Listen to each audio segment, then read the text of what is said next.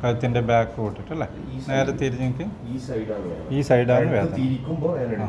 കഴുത്ത് ഫുള്ളായിട്ട് തിരിയുന്നില്ലല്ലോ, അത്ര വരെയല്ലേ എത്തുന്നുള്ളൂ. കുറച്ചുകൂടി അങ്ങോട്ടേക്ക്, കാരണം കഴുത്തിൻ്റെ ഇവിടുന്നേ പിടുത്തമുണ്ട്, ഇത് ഇവിടെയും ഉണ്ട് പിടുത്തം. ഈ ഭാഗം ഷോൾഡർ കാണിട്ടുള്ളത്, ഈ ഭാഗം പൊന്തിയിട്ടുള്ളത്. ആ, നിങ്ങൾ കൈ രണ്ടും പൊന്തിച്ച് നോക്ക്, നേരെ വെക്ക്. കറക്റ്റല്ലേ നിങ്ങൾ വെച്ചത്? കറക്റ്റല്ലേ?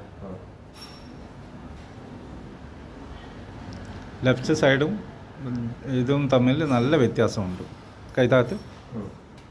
ഇനി നിങ്ങളെ കൈ രണ്ടും ചേർത്തിട്ട് ഇങ്ങനെ വെച്ചോ. ആ, ഫുള്ള് സ്ട്രൈറ്റ്. ആ, സ്ട്രൈറ്റ് വെക്ക്. ആ, വരട്ടെ, ഫുള്ള് വരട്ടെ. അന്നേരം ഒരു ഭാഗത്ത് തന്നെയാണ് ഉള്ളത്, ചെറിയൊരു ബുദ്ധിമുട്ട്. നിങ്ങൾ ഇങ്ങനെ വെച്ചിട്ട് ഇരിക്കലില്ലേ? കറക്റ്റ്, അതുകൊണ്ടാന്ന് പറഞ്ഞത്.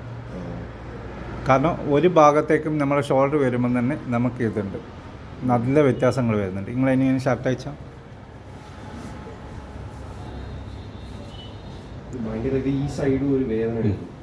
നേരെ തിരിഞ്ഞേക്ക്, എന്നിട്ട് കൈ ഒന്ന് പൊന്തിച്ചാൽ